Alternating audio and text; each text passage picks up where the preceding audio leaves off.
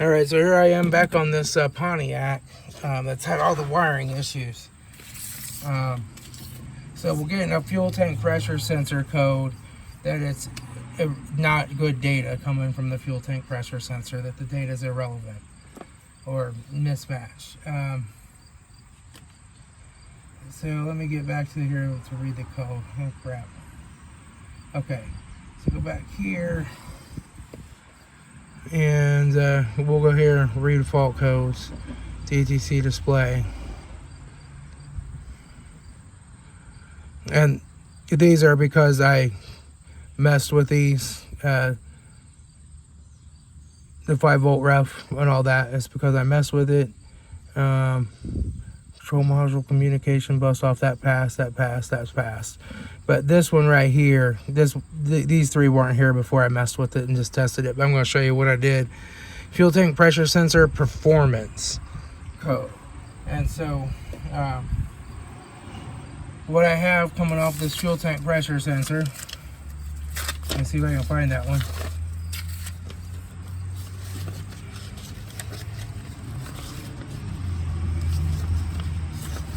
Right here is the fuel tank pressure sensor.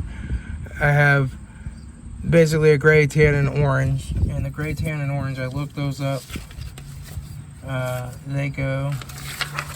The gray or the tan is a low reference, pin 60 on the computer.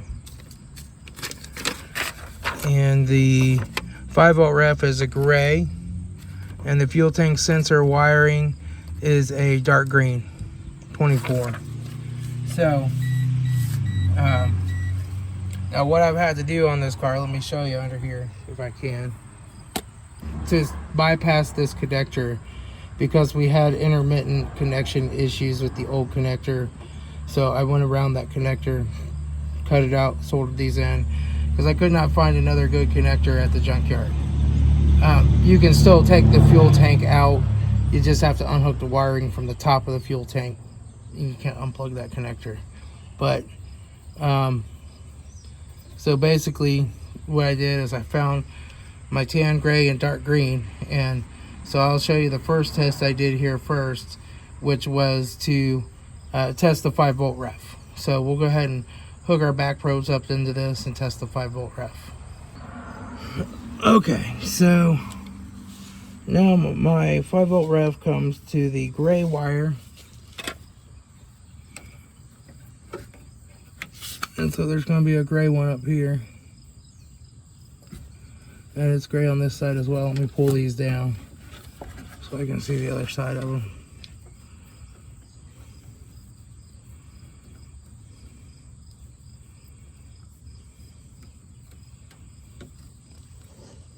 That's my gray wire.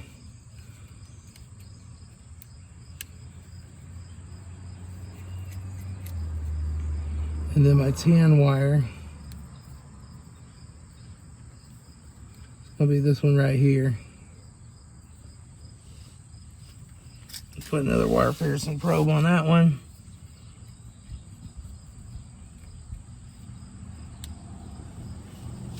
And this is my tan. My gray is my positive, and my tan is my low ref.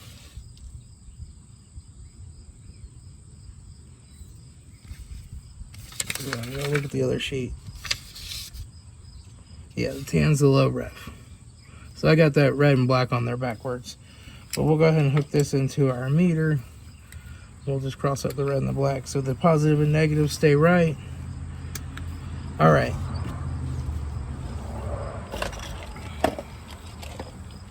So I should have the this on. So let me pull you out here and show you. So I've got my meter hooked up right there.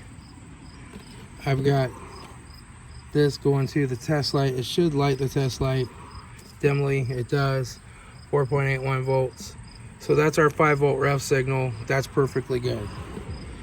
So now the next thing I want to do is test to see if I monitor this fuel tank pressure sensor, can I make it change? So let me show you what I'm going to do for that. So we want to stay on our positive, which is this gray one, and we want to come off of the low, which is the tan one, and we want to go to our dark green one. Alright, supposed to see these colors. Yep, okay, that's dark green. And we'll go ahead and plug into that. Okay, so now we're there. Now what I want to do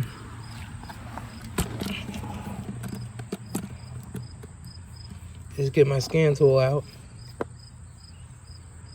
Oh crap. I gotta go back in here and re-identify it.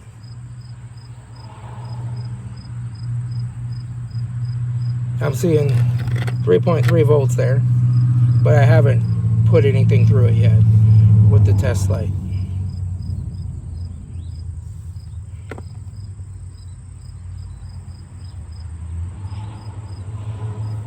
Automatically search, yes. Okay. Find it, yes. It's automatic AC, and it's a regular RPO. Oh, well, it's a regular RPO code, but, well, we'll say no. This shouldn't affect the fuel tank pressure sensor reading. And we'll do system selection, engine control,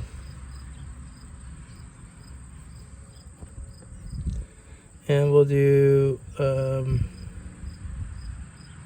read data stream, engine data,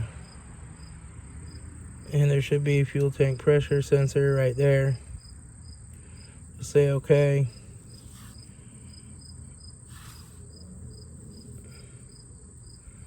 And so now, right now, if you can see that, I'm at -3.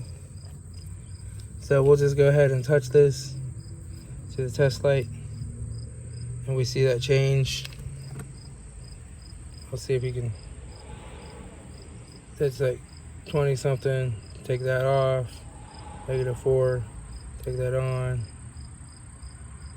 and we can see our values are changing as we apply some voltage to it through the test light.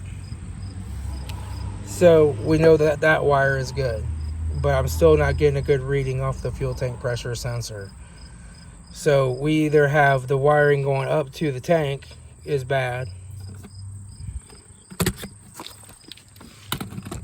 So yeah, it's either this wiring that goes up to the tank on up that way, that's bad, or it's, you know, a bad fuel tank pressure sensor. Now this one I'm not going to drop out. It has this reinforcement here, it has covers over the exhaust you have to unbolt, and then the exhaust has been welded and patched together. It might break coming out of there, I'm not sure, but then you have to lower the exhaust and then take the tank straps off and lower the tank.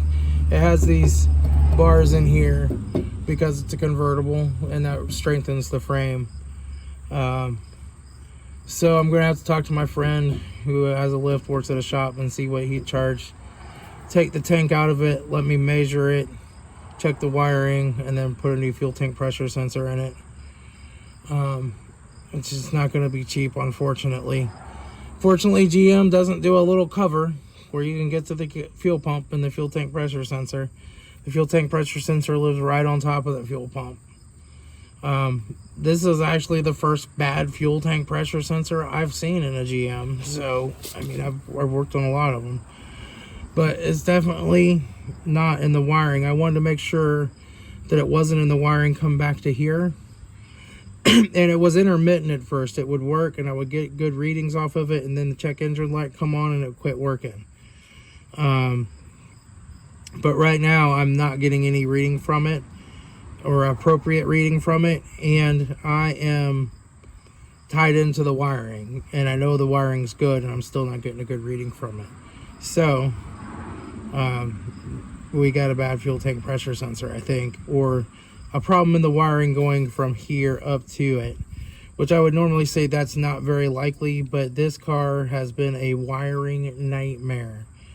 So I have fixed multiple broken wires and corroded connections and everything else on this guy. So it could be a bad wire, which is why I want to test that when they get the tank out of it. So, fun times. It's just doing this in the driveway. This tank would be nearly an impossibility for me. It needs to go up on a lift at a shop to get that done.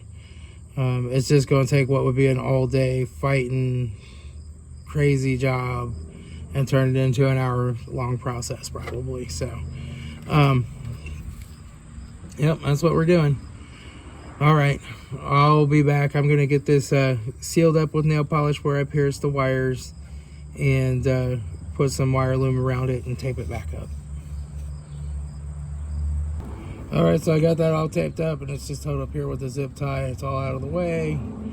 Nice and neat and waterproof. And we're done with this one until I can figure out where we're gonna go get the fuel tank out of it if he wants to go that far with it. Sucks. I fixed all the other check engine lights and stuff on this car. You know, the fuel tank pressure sensor's acting up. So it's just one of them things. It is what it is, unfortunately. All right, I'll talk to y'all later. It's Tom, Frugal Prepper.